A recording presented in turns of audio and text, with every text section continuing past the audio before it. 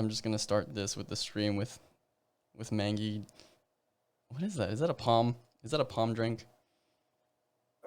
It's espresso martini. Oh, I've never heard of. Wait, so it's like an alcoholic coffee? Yeah, yeah. Whoa, It's how do you mix it's that? espresso, vodka, and Kahlua. Ooh, I've heard of Kahlua. That's pretty good. Yeah. hmm You just shake it all together, and there you go. Oh, Equal simple enough. parts. Really So easy to make. you have the caffeine to get the jazz, and then you got the booze to get the vibes. Mhm. I mean, to think they tried to sell all these kids on this Four Loco stuff. I know. You had coffee all along. Looking good, Mangy. Looking fresh. Nice mane going. I try. Okay, so are you nice and cozy? You got your martini espresso going? Uh-huh. Okay. So, hello guys. Welcome to the next TreeBark interview with a very special furry guest who I've actually had an eye on for quite a while ever since I got into the fandom. Ooh, we're taking a selfie. Nice. Okay. I would I like didn't that, get you. please. I can I can legit post those. Okay, I'll put them in post on the show too. Uh, Okay. yes, no. So we're gonna kick this off with another interview with a special guest, Mangusu, and I've been following him, like I said, basically since the beginning. I got into the fandom. You were one of the first furries that I had my eyes on because you were way out there doing dance competitions, and I'm like, what is a fursuit dance competition? And it was just like mind blowing to me. Do you remember like the Vine days when that was a thing before TikTok? Yes, the Vine days, 50 years ago. Yeah, I Oh, know. Basically, in internet time too. If anything's more than like a year old, you're ancient already. But no, Vine was an app where people would do like TikTok video dance things, and I caught wind of the furry fandom like at all through Vine.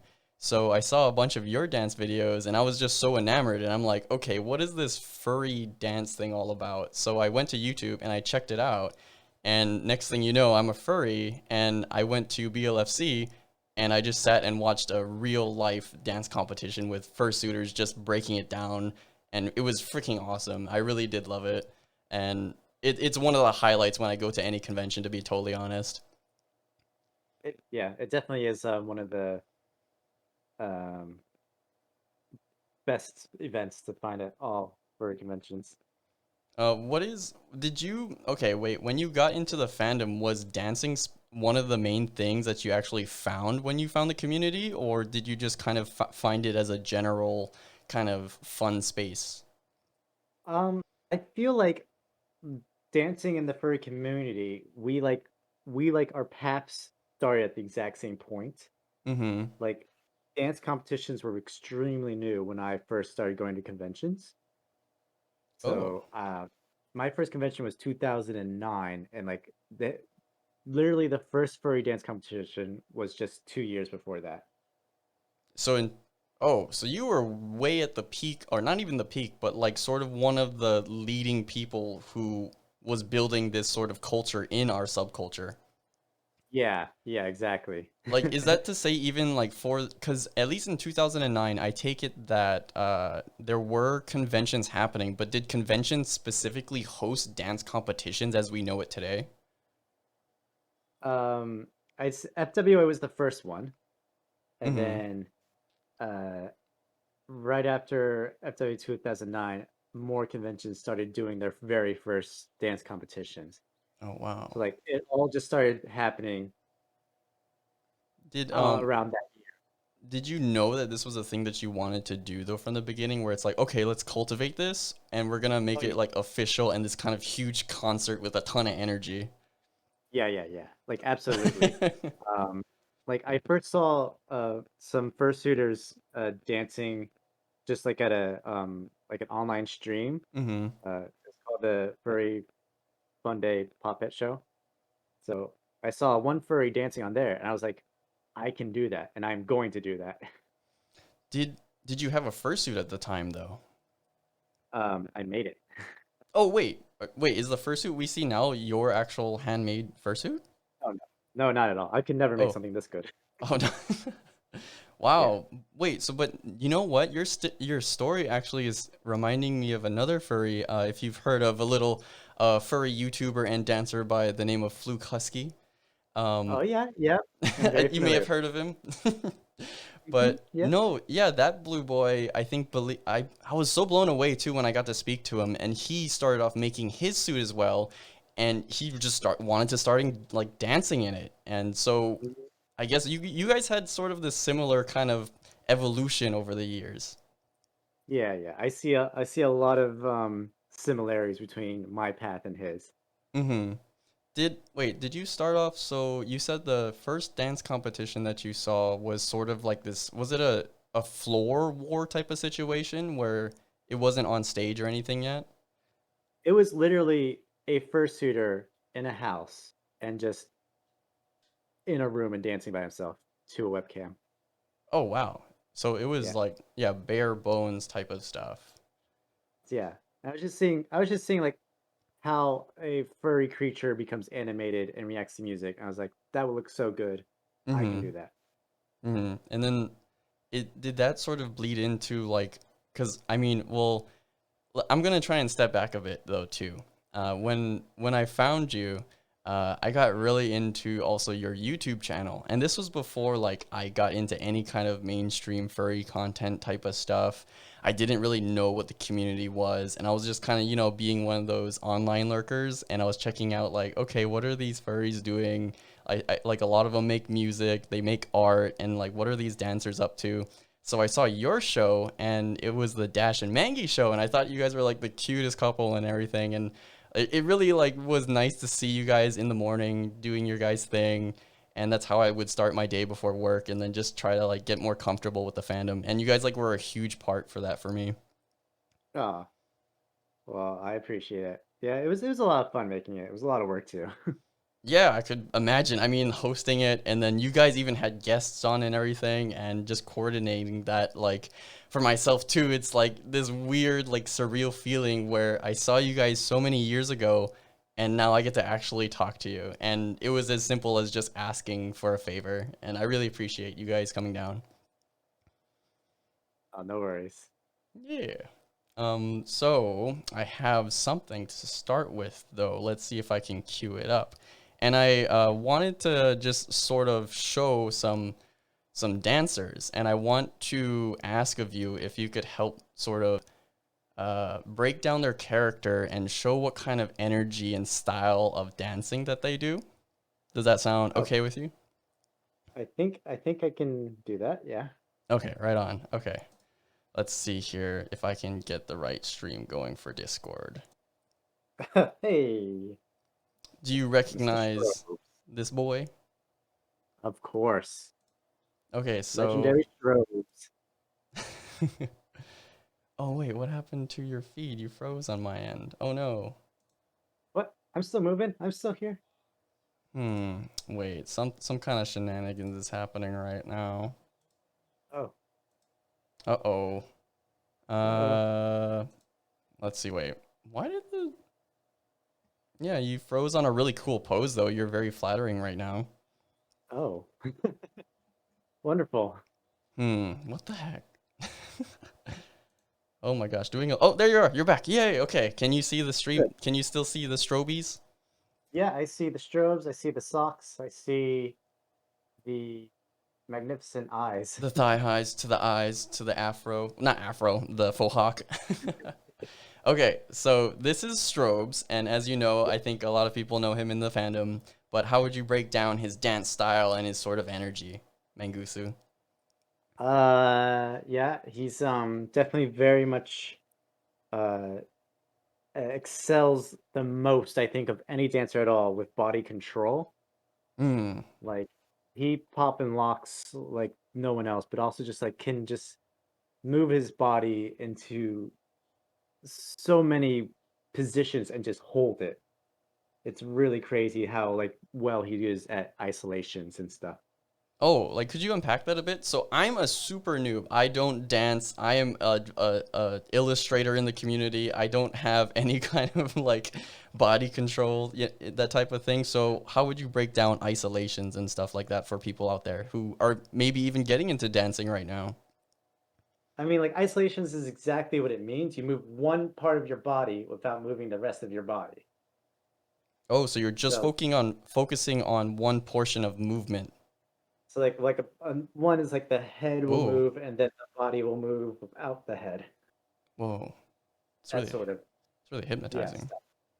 He also can tut really well, which is like just making angles with your limbs. Mm-hmm. It's based off the like king tut word, as in like making Oh, that's Egyptian where it comes from. angles. Oh my God, I just put that together. Okay, thank Yeah. you. Really, it's really not that complicated. Like honestly, I've never had a single dance lesson in my life. We just pick up the lingo when we talk to each other. You know what? It's No, just, you bring up a really common trait where I'm like, okay, where did these guys go to choreography lessons? Where did they pick this up? Were they background dancers for like a Lady Gaga type of concert or something? Like, how did they learn? really just from each other. And that's the thing too, like when you just find an art form, so many people just pursue it with all their heart and it's like, I'm gonna just do this thing, and then you guys just do it. And I love that. It's like, oh, it gets me Yeah. motivated too.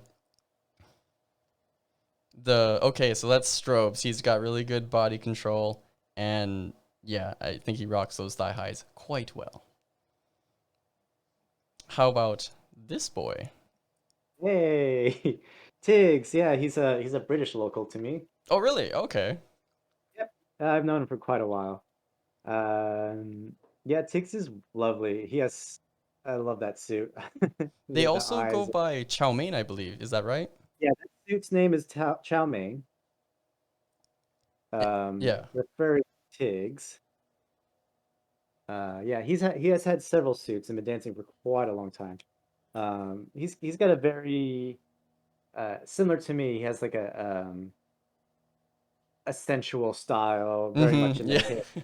Uh, The first time I ever went to a dance competition, I think he debuted at that one at BLFC in 2019, I believe.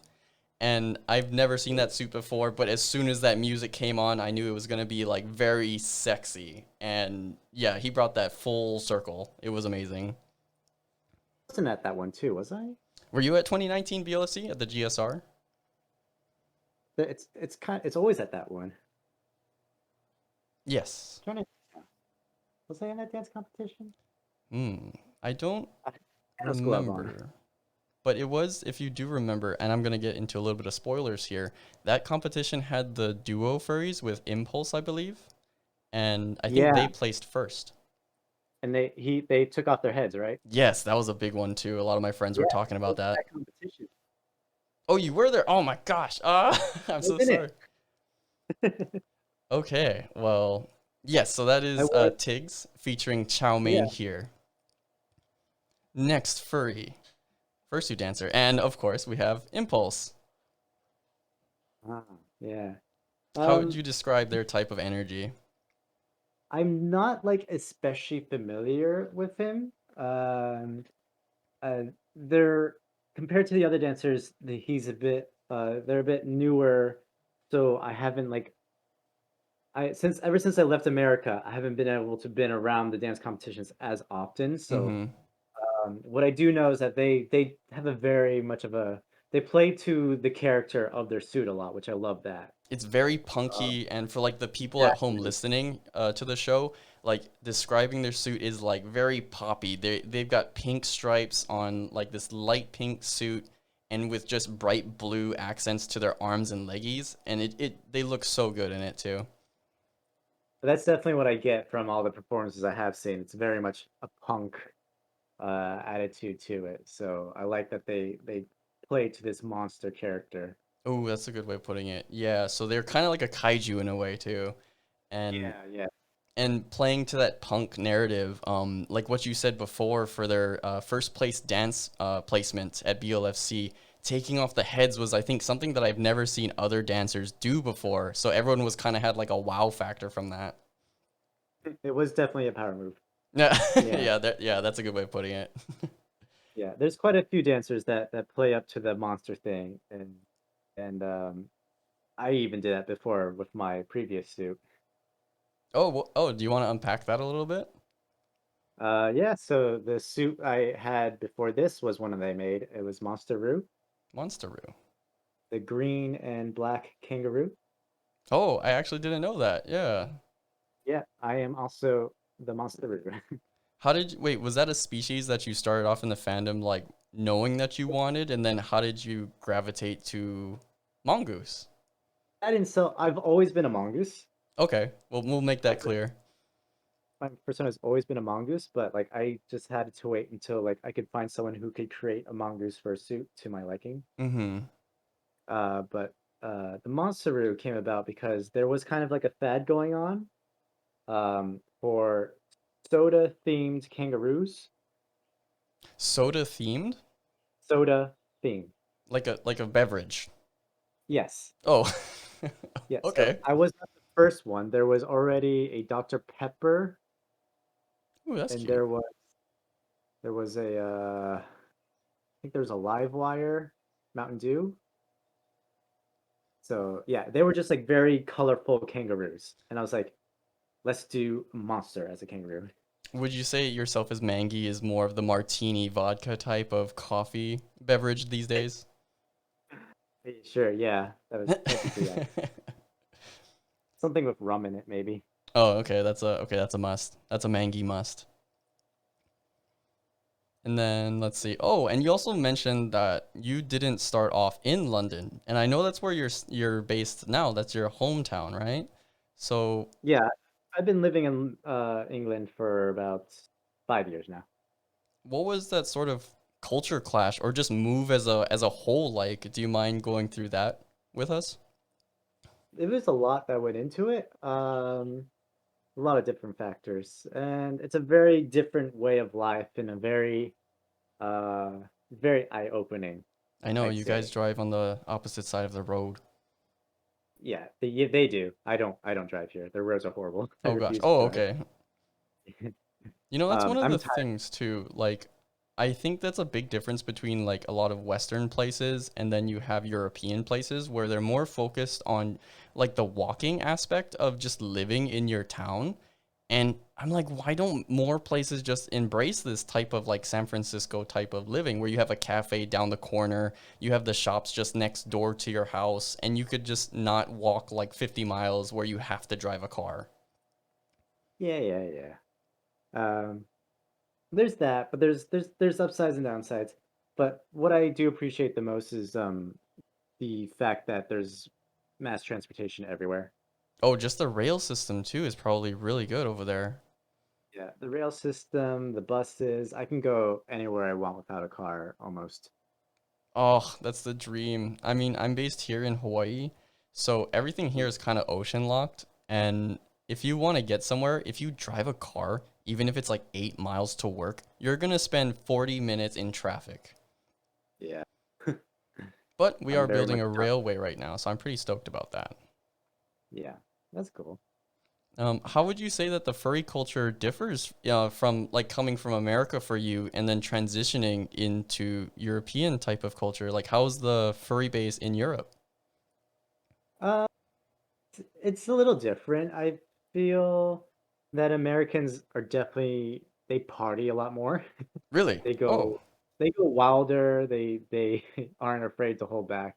So I feel like the Europeans um tend to what's be a little bit more reserved, but they're very much very lovely I thought like and they're the very big EDM house scene was like huge over there. I mean, it's called Euro House for a reason, right? yeah, yeah, yeah. A lot of the rave music started in Europe, sure. Oh, okay. Oh, wait, but then coming to London now, did you feel like it was hard for yourself to find that local community, or was it sort of as easy as America? Uh, well, London itself is so big that they have a very well established community and they have Mm-hmm. tons of furries.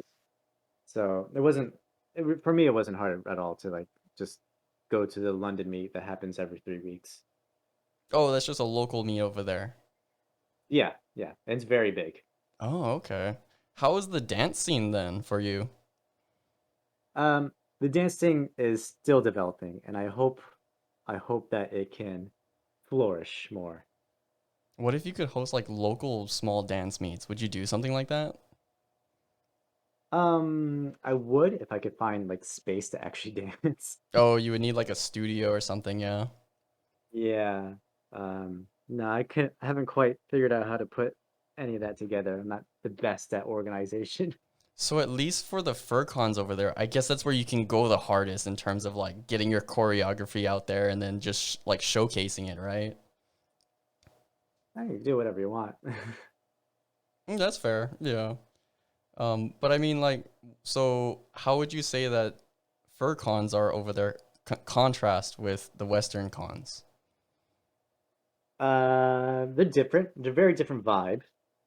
Um, I think it's very much there's uh there's a lot more happening, I feel like, in the European like lobby spaces. Mm-hmm. I feel like there's a lot more interaction there. There's a lot more focus on fursuiting itself and like the photographers and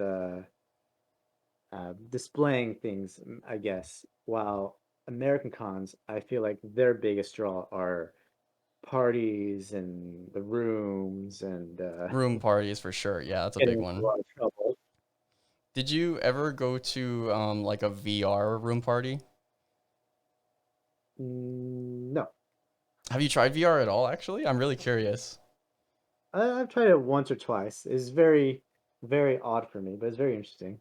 Yeah, like I really am. Okay, I'm a huge bias proprietor of like the furry technomancer ability of like furs to just engage more with like the real life aspect of furry culture because I Hmm. mean all of us are basically online based. Like what we're doing here is like I'm in a digital fursuit talking to you right now halfway across the world. And that is like super awesome magic to me. Uh, Yeah. exactly. And when the okay, there was this really cool example. I think at the most recent one, FWA, they had this room where the VR chat community could literally party right next to across a wall to the real Oh life yeah. party. Yeah, did you see that or did you catch wind of I that? did go to, I did go to that actually. Oh, you actually saw it in person. Yeah, I saw it in person. It was very weird. Right? I know. Like, and this is in real time, and then people can like put this Yeah. together. It's crazy. Like at the time, I wasn't quite like understanding what was going on. It felt like I was looking into like an afterlife almost, like a whole different realm. Or Second Life. Yeah. Yeah. Oh, okay. How would you say, I mean, just like speaking about the online world now, what was your sort of engagement? Just did you have like a live journal or MySpace? Like, how did you sort of stumble into finding more people to connect with? I did have a live journal, but I don't think like my live journal really linked me to other people. Oh, okay. It was just a way to keep in touch with the people I did know. Yeah, and Uh, Telegram didn't exist back then. So like what was the main way for yourself to sort of just say like, "Hey, where's the other fursuit dancers or just furries I want to hang out with?" uh, we did have Twitter, uh, and we had um, there was for Affinity. Oh, FA is a good one. Yeah. Yeah, I don't really know how we kept in touch. I don't remember honestly. I know everything kind of falls to the wayside. It's like everything's TikTok, everything's Telegram and Twitter now, um, Yeah, until Elon Musk owns it or whatever. And yeah. then, I mean, the moment Telegram popped up, we all jumped onto that right away. So that became a thing hello, right. as soon as you saw animated furry stickers, yes, please. Yes, yeah, yeah. It caught on very fast. That was the thing. Like my little brother, he's used to like the iPhone world, so you know everybody either has the blue bubble or like the green bubble.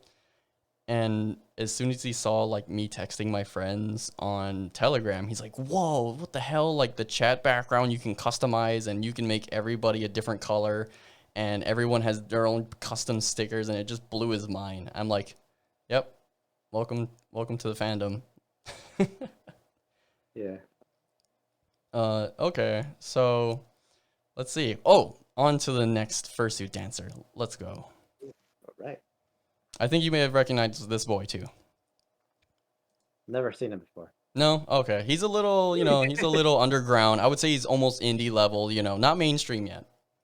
Uh, let's see. His name is Luke. Fluke, Luke. Fluke, something like that. Yeah, I think he's like a German Shepherd. I don't know why he's blue though. Blake. Bleak. Yeah, I Bloke. think he's on Fleek. Yeah. Bleak. But this is Fluke Husky. So I know that you've actually collabed with him before, and I've seen through your content and videos that you made, and they're really nice and they're really like just kind of wholesome too. So Hmm. I'm a big fan of both of you guys, and seeing that sort of crossover was just an amazing like world clash for me. Yeah. So No, he's definitely a very wonderful person. I feel like he is very dedicated into what he does, and like it really shows. Like I've done a lot of the same stuff he's done, and then I kind of like dropped it because like this is too much work. I can't keep up with it it. is a I'm not. huge grind, and it really Yeah. does, I think, like encourage that sort of burnout, and being that sort of YouTuber type of like influencer personality, it's Yeah. really tough, and doing that I think takes a lot of that sort of mental gymnastics yoga type of balance. Hmm. So yeah, no, I mean, definitely more power to you, to him, and to all of like us furry creators in a way. But how would you describe his pop lock style? Because when I had the brief opportunity to speak to him, I really missed the chance to sort of elaborate and try to unpack his style. Because what I gathered from him was that a lot of his stuff again was self-taught. So when he's listening to music, he's incorporating just sort of this rhythmic type of like, what would you say? Like you're just like a tuning fork, so you're just improvising as you listen to the beat. Hmm. Um, he definitely he definitely likes a lot of the funk music. He Mm-hmm. loves to he loves to like rock around. He loves to make his body I don't I don't know how to best describe it. It's kind of like rock to it, I But guess but you that is could a thing say. though too, because from the time that I was listening to like the panels where the judges are going to be like sort of critiquing and telling people what they could do or what they did really well, is that movement related to like the way you use the stage space? So there Hmm. is sort of this like thing where you have to use all of the resources you have around you, and I think that you guys both try to focus on that aspect. Oh yeah, I mean like I wiggle in all dimensions. I mean, mangooses are pretty wiggly. I would know coming from Hawaii. We have a ton of them. Yes, I do know. Oh, did you know about the story why and how they originated here? Because they weren't a native species. Yeah, yeah. So like there was like a pest problem of rats eating, I don't know, the pineapples. Yes, it was just And destroying fields. they're like, all right, we'll just introduce a predator to eat the rats. Yes. The mongooses were like, I got better things to do. It's like, I don't hunt during the day or the night, and I think the prey had a different sleep schedule, so they never Exactly. took care of the pest problem. The pests were still there, and now we have mangooses everywhere. That was, oh my That's gosh. Such a blunder. But hey, we've got more of your people here, so that's fine by me. great. I know, and then they're just dancing across the street. They're just popping and locking as they go. Okay, next fursuiter. Do you recognize this boy? Oh, begins with a T, right? Yes, they're a, I guess you could say that they're kind of a flavorful type of dancer. Uh, gosh. If you have teriyaki. Teriyaki. Teriyaki. Oh, you got it. First try. Nice. Yeah, yeah, yeah. Isn't he from Ohio? I'm not sure.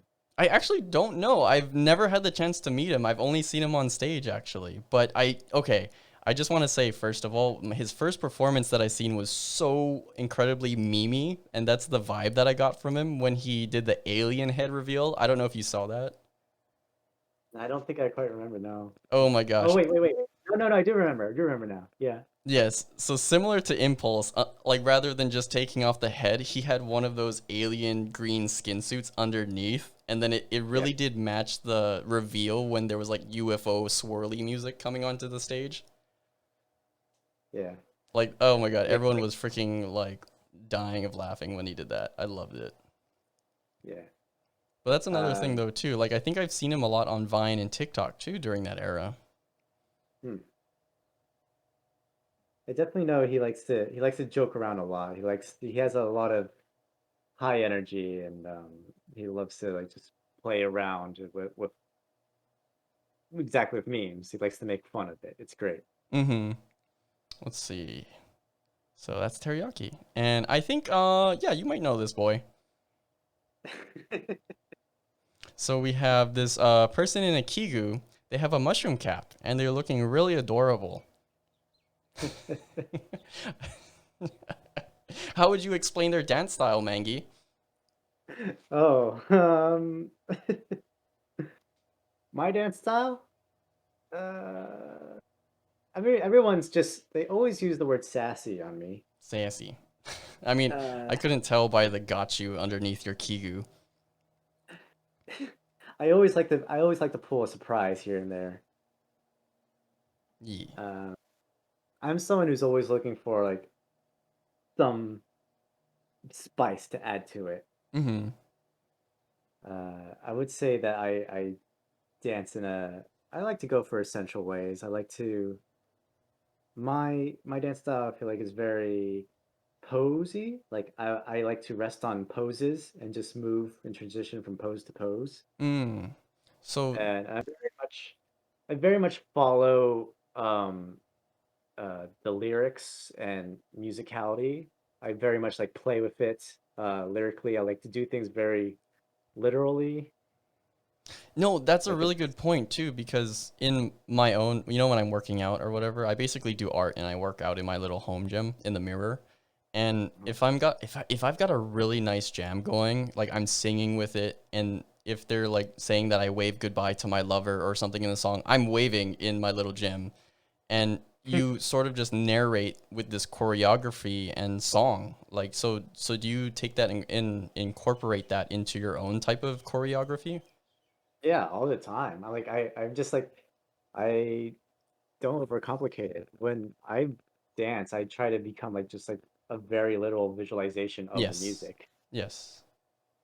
Do you feel like that is something that is worth mentioning to a lot of furries, I guess, starting off when dancing? And I wanted to get into this with you about how you could maybe give some tips to people and how they get through the fursuit dancing competition sort of vetting, because actually, do you want to sort of explain that to me and to folks out there of how you get into fursuit dancing for fursuit dance competitions at conventions? Like, what is the process like to enter? To put yourself in there and then to go through with it. Yeah, I mean it depends on on the convention. The bigger ones are definitely much harder than some of the more local, smaller ones. Mm-hmm. For the big ones, there is an audition process. There will often be on the first day of the convention, they'll you have to have a preliminary event scheduled, Mm-hmm. and that can work different ways. Some of them do an event where you just show up with your routine that you have planned. You'll be given a spot to show it off to a panel of judges, and they will just take that and compare it to the all the other competitors and just pick their favorites. Or they'll do the what I think is the harder method Mm-hmm. is do a whole freestyle dance off. So is that actually literally like you don't know what you're gonna be dancing to? Yeah. So like they'll get a big group of the dancers who want to join the competition. Mm-hmm. They'll have them space apart on the same floor, and then they'll throw on a random song and say, "All right, dance this for 40 seconds, and then we're going to pick our favorites out of that group." Oh, so you're just showing your raw skills in that moment. So there's kind of Raw like a little bit skills. of high stakes there. Yeah, your raw skills, your ability to improvise. And I personally don't really like that style Oh, how come? because a lot of the dancers might just be good at choreography. So is that to say like the choreography is the planned routine that you've been working on? Yeah, because that's what counts. Like the dance competition shows off a planned choreography that you created. Uh-huh. You create a routine, but to have that thrown away because you're not possibly good at improvising Yeah. is, yeah, it's there's a very big difference. Some dancers need to plan it out. They need time to create a story or map out what they want to do. Yes, And 100% yes. yeah, and a lot of them also just cannot dance to other styles. You know Like you have what? no clue. You're speaking to like a very like personal chord for me too because I mean just like you guys, I may not be a dancer, but I am an illustrator for the community. And when I'm drafting something, I have a really I'm just going to be frank here. My initial idea for a commission or something that people give me, I'm doing a really ass thumbnail. Like I have a very bare bones thing that I'm trying to mold and craft into something that I want to see better, you know? And you're totally right when you're speaking to, okay, we're gonna put you on the spot to draw now, and you have to make this Mona Lisa. Like, what are you gonna do? Like, you train yourself for different styles and preparations. Yeah. So like there's definitely a lot of dancers that just they need more time Mm-hmm. to put their heart into the thing they created. Yeah. Then you throw them like completely out of the loop and give them like a song and style that they're just not used to at all. And you just tell them, do it. Yeah, like go, okay, and it's like you gotta kind of like hesitate and just get over anxiety and everything and perform it. Performance anxiety is something that I've dealt with for, like basically since I was in elementary when I had to give my first like classroom presentation. How do you feel like you've dealt with that over the years? I mean, were you always extroverted or how do you put yourself out there? I wouldn't say I am extroverted. I feel like I I just like to perform but I have like I definitely have a social battery that gets spent. Oh, yeah, same. 100% same. Like I feel like if I'm even in a room party and even if I'm not saying anything, just the social energy just gets to me. And it's like, okay, I got to decompress, guys. And then I went back up to like my this is what happened at my first FurCon. I was on like the floor, I was engaging with everybody, hugging all the fursuits, taking all the pictures, and then I just went back up to my room solo and then I just kind of like bawled my eyes out. I was just kind of crying because of like it was good energy, but it was just so much for me when I first went. Uh-huh. Yeah, it's exactly the same. Like I just like love interacting with people. I love like just socializing and stuff, but like I definitely like it takes a lot out of me to do it. Hmm. What was sort of your first con experience like? I mean, I know we talked about the dancing, but like just like dancing aside, like what was it like for you to experience it? If you can first recant that kind of experience. I mean, when like my first dance competition, No, not even, related to dancing, just for you as a person experiencing the furry culture. I'm always interested in hearing how people have to like, feel when they first get into the community in person. I can barely remember anymore. Oh, I mean, I guess you did say back in like like pre what, 2009 you said? It was 2009 was my first one. Dang. I don't know. It was crazy. Yeah, I mean, well, I mean, I had this overwhelming. I joined back in like 2016, and my first BLFC or convention, furry convention, wasn't until like 3 years later in the community, going to my local, fursuit meets and stuff. And even from those small meetings, there was some weird level of like, wow, I feel like these people understand me. Like, I feel like we're all kind of weird here and I don't have to say anything, but we're all just kind of, being kooky and fun and it was such a like comfortable experience that I had to stay in the community. Yeah, I would definitely agree. I definitely like understand like there was very much a vibe of we're all weirdos and I can Hmm. be my uncomfortable let loose.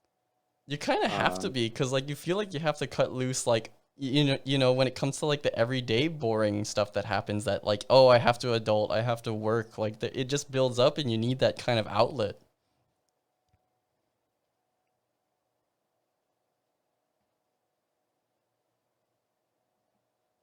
And yeah, I feel like that's sort of where I channel that energy also into my art. And if I wasn't in the community, I feel like with my close friends, I wouldn't have cultivated this sort of feeling and confidence in myself to start drawing. And I told myself this. I was like, I want to get better at this craft and I want to make my living at it.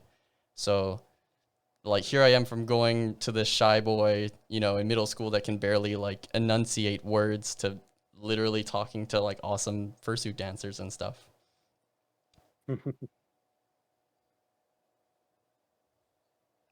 I mean, how would you say that you've changed? I mean, okay, if you were to like sit down with some new people and they're like, what the heck is the furry fandom?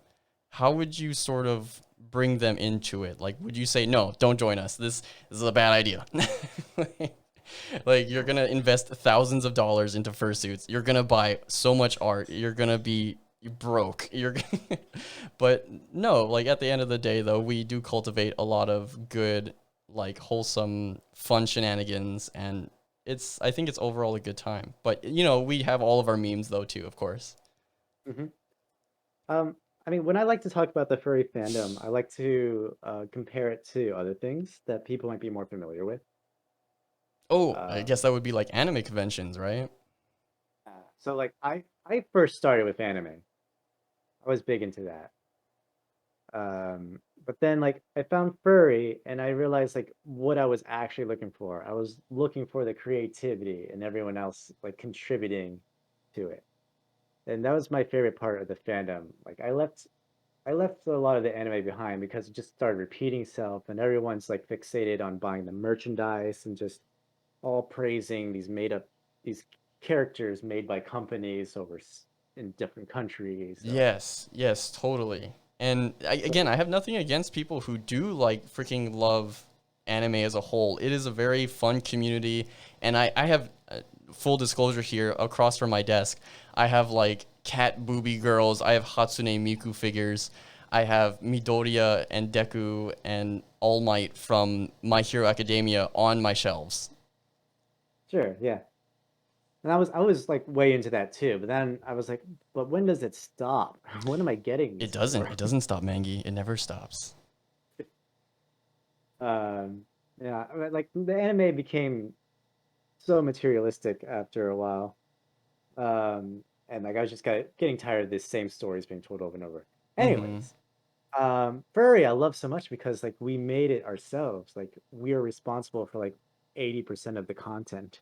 Yes. Like I think only like you can say like, oh, companies want to try and commoditize this, and it becomes a real drama talking point at times. But like when you did you ever catch wind of like when those knockoff fursuits were a thing? like the yeah, yeah, yeah. Yeah, like they would take well-known furries and they would make like these cheaply made fursuits that people would buy for like $30 from China or something like that, and immediately like the Twitter sphere shit all over it, and it's like, okay, this this is no longer a thing. But Yeah, as a whole, though, I think the community is really healthy in recognizing that type of thing when somebody wants to take advantage of us or something like that. yeah, So, yeah. and that's not necessarily something you get in the anime space too, because like you said, like we're in digesting like sort of products in a way from these companies, even though they come from sometimes, like mangaka, like artists make their own work and then it becomes super popular, but it becomes sort of like just this iconic pop culture type of stuff instead of like our own little weird little fuzzy spaces. Hmm. But yeah, we definitely like really embrace the people that contribute and make our own content. What was there a sort of also like, I mean, coming from your background as a dancer, is there a performative aspect to even wanting to share yourself through YouTube content? Like what's the sort of drive for you there? I'm just like a fully creative person all around. Like I'm not just a dancer. I also made like skits, videos. I've run several panels. I made fursuits. I drew arts. Like I did everything.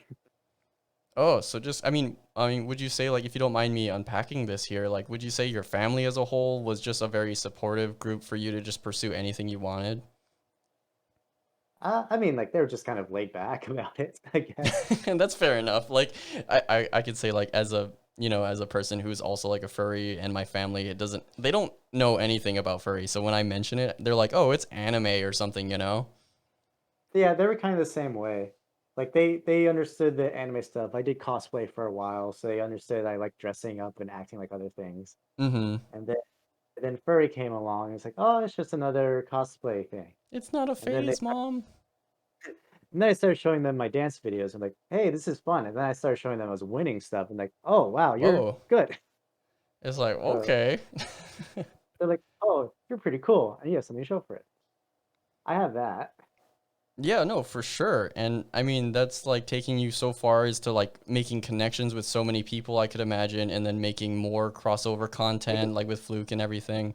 And it just yeah, like stemmed it from kind of one blows sort of interest, like, right? yeah, like it really does blow people's mind. I know people from like, across the entire world. Mm-hmm.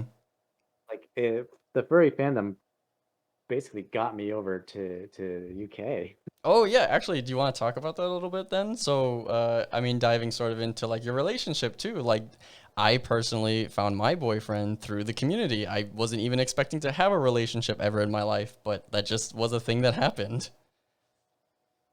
And like the relationships, they happen Yeah. at places, but they also yeah, they come and go. Oh, for sure. Yeah.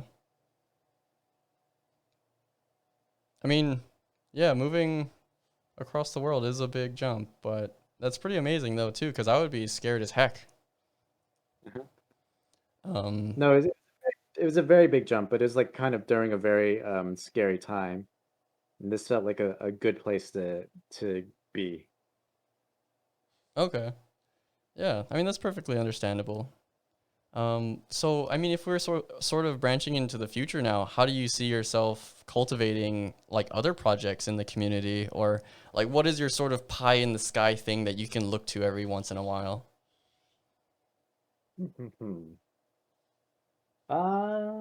Well, I have been dancing for a very long time, I and think I've I'm noticed. Yeah. uh, uh, uh, I think I will like try to gravitate a bit more towards like judging and hosting dance competitions now, Mm-hmm.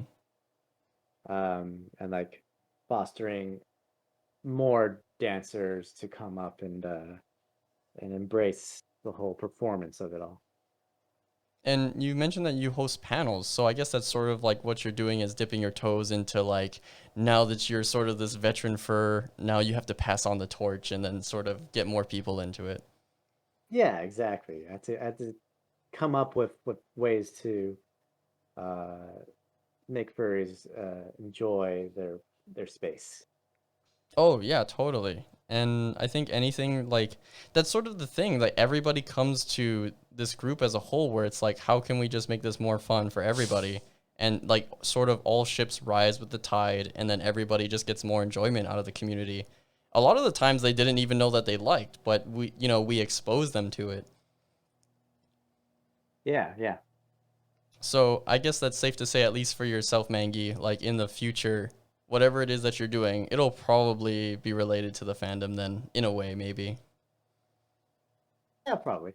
I mean, I've met so many people, and moving to the UK, I've also like uh left a lot of people, and I miss those people. Mm-hmm. Um, that pictures from the most recent FWA, and it was very wonderful being back there. And I reconnected with so many people, and I miss them ever more. But I just have felt so much love with being back with them, and it felt like I hadn't been forgotten at all. So it was really wonderful. Yeah, that's a nice thing though too about just having chats so prevalent. Like, oh, you want to go on Discord, just talk with them online. Like, you want to just text them. I mean, you could send a letter. Maybe that's nice every so often. A handwritten letter. Yeah, Um, but I no, think like mostly now I want to like keep those relationships and connections strong, and just be there for the next time our paths cross. yeah, no, you know what? Like coming from like a lot of local meets, going and expanding my horizons online, I felt like it's hard for myself to sort of I mean, we spoke to this too about like our energy levels being like I can only handle so much like social energy and then I got to kind of recluse and then recuperate, but you maybe just want to build that stamina back up again and then just engage with everybody. Um do you feel like there's sometimes like a FOMO or like because there are so many conventions happening, there's just like so much, art and memes, circulating that you have a bit of like fear of missing out or anything? Or Yeah, how it's do you definitely. tackle that? I look at my bank account So, and I realized no, I could never afford going to all of those. I know, like I know some furries that are really go hard in the community and they're flying like con to con and I'm like that is crazy. But I mean more power to them. That just means I have more opportunities to meet up and hang out. Yeah, I don't know. Well, I can just do my best to make the European cons look good and convince them to fly over to my cons. I know I want to go. Oh my god, I went to nah, I didn't go to Eurofriends, but my friend went Chorp the Tiger and oh my god, he loved it. It looks so fun. And I think it's like is it one of the biggest cons out there? Yeah, in Europe it is the biggest con, yeah. Oh, the biggest. Oh, I mean, I would imagine that you've gone to it then, yeah? Yep, yeah, a few times. How is Eurofriends? It's very, very nice. It's a great vibe. There's a very much a feel like this is a furry only space. Ooh, that brings up a little thing though. When it comes to conventions, I think there was a little bit of drama on like, okay, how are we gonna handle conventions when it comes to like being family friendly or Yeah. just 18 plus? What is your sort of take on that? I mean, it's interesting. Even though it's funny, like even though Eurofurns is 18 plus, Hmm. they for some reason highly police like any sort of kink anyways. Oh, does this include things like pup masks if you were to wear those on the con floor? Yeah, you never see those on con floor at Eurofurns. Whoa, I didn't know that actually. That seems kind of odd actually, because it's not like it's sexual in any way. You could just wear like a fursuit head. What's the difference, you know? I mean, it just kind of just rely. It comes down to who runs the convention, really. Mm-hmm. I mean, that's Yeah. true. So many things go through like so many, hands, and there's so many board members I could imagine. Like, my boyfriend is wanting to get into hosting a convention in Hawaii one day. So that is something that we would really like to develop here. So I'm sure we gotta like go through that whole process of just understanding like the con deals and just knowing what we can or can't allow just to make sure everybody has a good time. And I really do sympathize with the people out there who have to think about that stuff because I'm just running around like a hooligan anyway. Yeah, but in the same sense, I think that the being depraved of that sort of uh, adult aspect of it has Hmm. given birth to other events that embrace it even more because they That want I to think let. that's terrible. Yeah. So Because you're shunning. Oh, sorry. Go on. there's a very fun event that happens in Manchester, UK. Ooh, what is that? Um, it's called Animals. Okay. And it's a one night thing, and it's just like it's a nightclub in Manchester, and they do it usually 3 or 4 times a year. Mm-hmm. And they'll basically book out a nightclub. It's like 2 floors, and it'll just be like furries and pups come and dance the whole night away, and they can wear just about any gear they want. Or no gear, maybe. I can Little imagine. to no gear. Hell yeah. When is it? Okay, sign me up. I'm going. I'm gonna fly. Okay, I'll see you there. It pops up, and you have to jump on it when you hear about it. Okay. Oh, so it's not necessarily a furry thing though. It's just like this kind of fun open thing that like kink communities adopted over there and you can just have a blast over there anyway. It's half furry. It's definitely down Oh. the middle, half furry, half pup. Oh, I'm surprised they don't have a sort of a joke name. That seems like it's sort of a requirement for a convention or any sort of furry party. But yeah. Oh wait, shoot. Have I not been sharing myself to you this whole time? Are you just looking at yourself? I I'm just looking at a face myself, and yes, Oh my god, I'm so sorry, Maggie. your adorable avatar went away. No. Okay, well at least it was recording for the what do you call?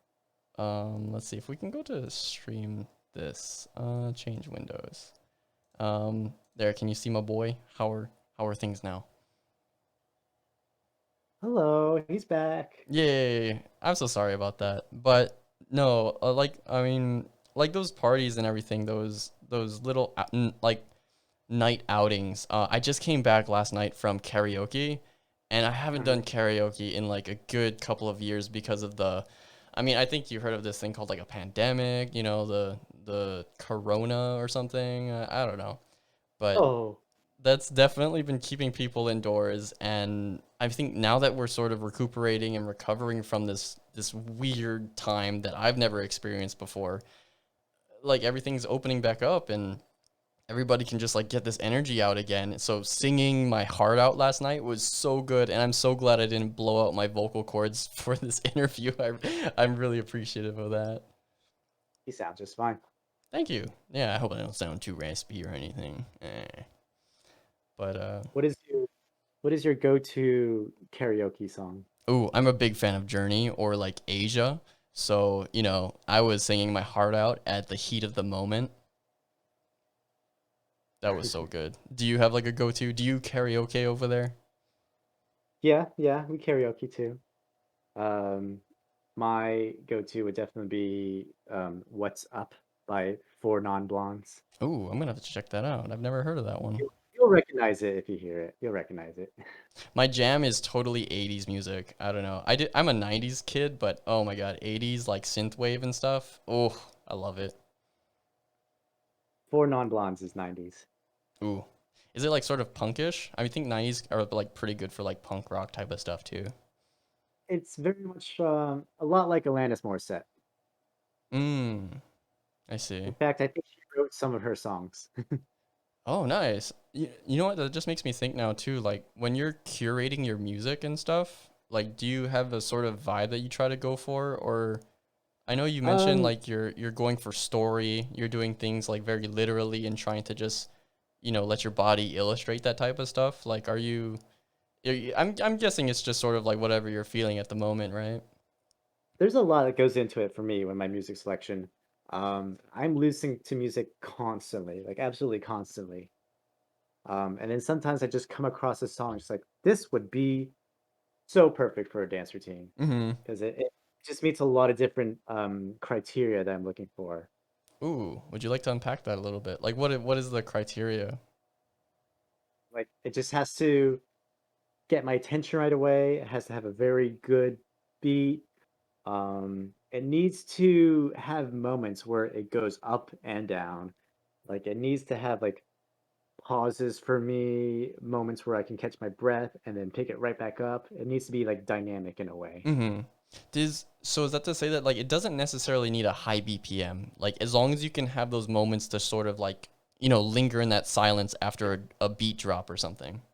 It just needs a lot of good moments for me to like get a vision of, Oh, if are that you makes actually sense. picturing yourself dancing then as you do that? All the time. I Oh, make little okay. music. Oh, may I also ask, like, so I mean, for myself as an artist, I always think of, other artists out in the community or even in non-furry spaces that I really do get inspiration from, like from Dark Gem, from Null Ghost and stuff like that. Brave, and he does his comic and everything. Are there particular dancers or just other types of art that really get your blood flowing and motivated? I'm someone who's very much inspired by cultural um examples.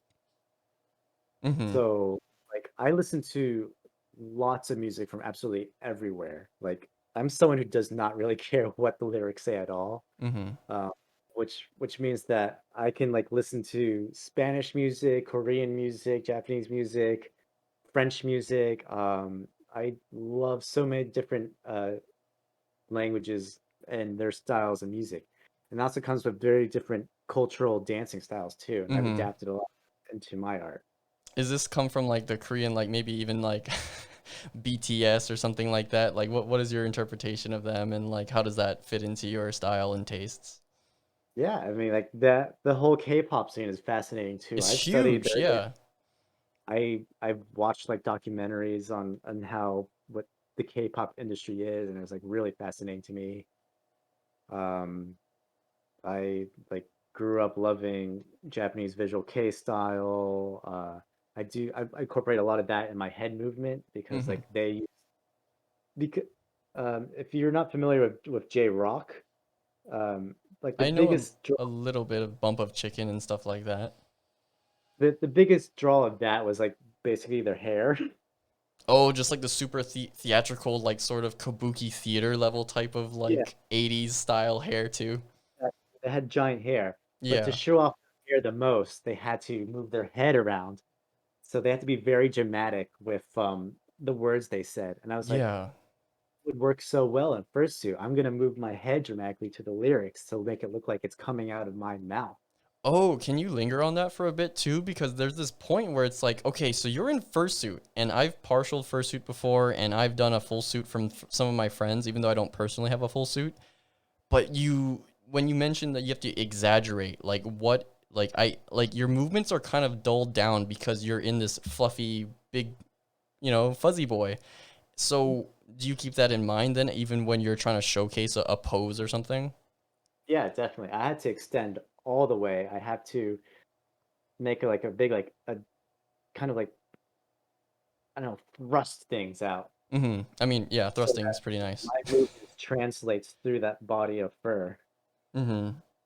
And I So also have to remember that my head is also a dancing object too. So like I try to move my head in a way so that it looks like I am bringing things out from there as well. Like it's part of it. yeah, it's sort of like when like in your head you have an idea of how you're moving, but like how is the audience looking at you and how is it actually like coming out? Like how are you puppeteering yourself, you know?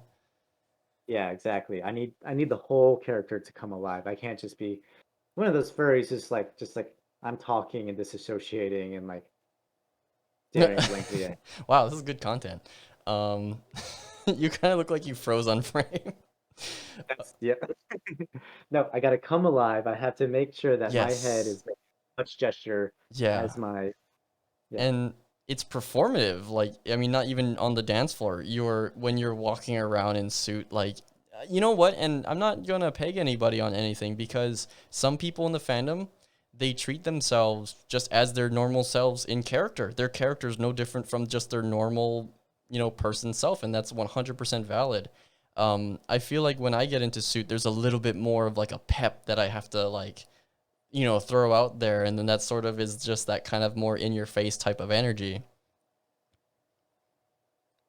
I mean, I think, yeah, you mentioned like you like a little bit of sass too. So I think that translates pretty well for you. Yeah, people have caught on to that. My hips are my special weapon. They don't lie. You know, I What is the story with the mushroom bag? I noticed like you have a mushroom cap too. think Yeah, oh, for some reason your fursuit head stays like perfectly in focus, but the mushroom bag goes into focus. I mean it's way back there. I don't know. It's just a very useful bag. It's just like the right size. It's cute. It's red. It matches my persona. So I know it's a really cute and prop. delicious. I know I like it when some furs they carry around like giant inflatable pool toys and stuff on the show floor, and it's Yeah, just like, oh, it's so fun. yeah. Um, but the past FWA, that was just kind of the theme, was Enchanted Forest. So Oh, like that's why you had the mushroom cap. Oh, okay. I that totally flew over my head. Okay. I feel it dumb. fit for I used it in several different occasions. That's true. Oh yeah, and for people who don't know, conventions most often have a type of theme and you can play to that theme. Uh I was really buttery when they were gonna do the BLFC Cyberpunk one in 2020, but obviously that one got canceled. And I bought like this whole Cyberpunk ensemble jacket and stuff from like a Hollywood studio, and I was so ready to go, and then it died, and I was just looking at it in my closet. I was like, okay. But yeah, no, I mean overall, oh shoot, it's like almost 12 for me right now, and I know it's getting late for you too, Mangi. Um, Is it? I'm That's all right. I gotta go to, well, I have also a lunch bowling for furry get together too. Okay. But yeah, I hope you have a wonderful cozy night, Mangi, and I really appreciate you for taking the time to just chat with me here. And Yeah, it was great. thank you guys for listening. This has been TreeBark. Would there be any last minute things like you'd like to shout out, Mangi? I mean, anything at all? Like what you're gonna be up to next, even possibly, or what convention you plan on going to? Anything and whatsoever your heart desires, if you want to let the people know. I don't know. Like, since we got over this pandemic, I've just been kind of going wild and filling every moment of my time up with opportunities to just be on adventure, put myself out there, be with friends, explore the places I can explore. Mm-hmm. I have so much going on. Like next week, I'm going to visit Confuzzled for like just one day, which is the local British furry convention. It's pretty big. Ooh, confuzzled. Puzzled. Then like I have like a concert the next week and another concert, and then I think I'm going to Barcelona for a few days. Ooh, sounds So nice. a lot of fun things. But yeah, um, anytime I can fill space with just interacting with life. I know. Thanks for interacting with me, Maggie. Yeah, and if you ever want to interact again, I am just full of talking. Yay. Okay, so I'll definitely poke you again, and maybe we'll have you on the show again. But whatever it is that you're up to, Maggie, I'm always like super stoked to see what you're making and whatever you're putting out there. I'm gonna be a fan and a spectator in the crowd. So one Uh, day, maybe if you are in the Western world, I will definitely give you a hug. absolutely. Come see us sometime in old Europe. Yes. Oh no.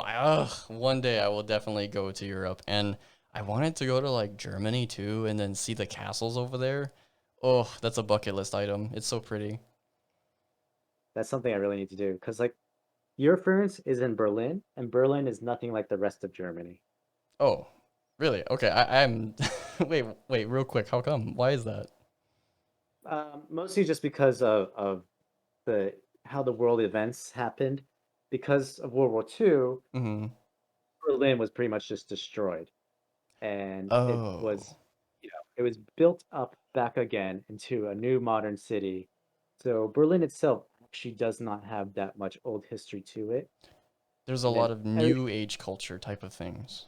new stuff. Like there's nothing too um Europe-y about it, I would say. Oh wow. Uh, yeah, it's interesting, but like I feel like going around the city itself, it's not too inspirational, I would say. Mm-hmm. But the rest of Germany is very, very different. Very has a strong German culture.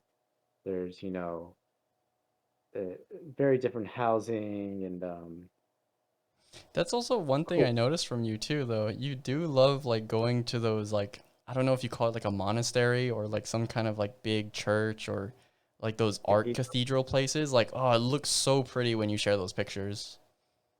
Oh yeah, yeah. Cathedrals are really cool. Of course, if you see a few, you see them all really. But Oh, okay. there's all Well, the cathedrals. I at least want to go to one, and then Yeah, I'll be in awe. I, But I would take a cathedral. oh, really? Oh, okay. I am gonna hold you to that, Mangi. I will poke you one day about that. Yeah, they're everywhere. Okay, well, thank you guys for listening, and this was a very lovely episode. I've been your host, Theo, once again, and I've been blessed by the wonderful, amazing creator and dancer, and just overall lovely person, Mangusu. Thank you, Oh, Mangi. thank you for having me. Bye bye. Hello, folks. You made it to the end of the video, and I wanted to congratulate you with this ad. If you want to check out more things that I do and keep up with my creative projects, you can follow my Twitter at Shikokubo. That's Shikokubo. Fair warning, it is pretty Wild West up there, so whatever you see is what you get, and I am not taking responsibility. But if you want to check out my Patreon, that's also at Shikokubo. That's SHIKOKUBO. And I generally treat it as a tip jar, so if you'd like to just throw some fun bucks my way, it goes a very long way for me, my projects, and the show. So I'll just still make this stuff, but a little goes a long way, and I really appreciate it. So I hope you guys have a great day, and take care. Bye-bye.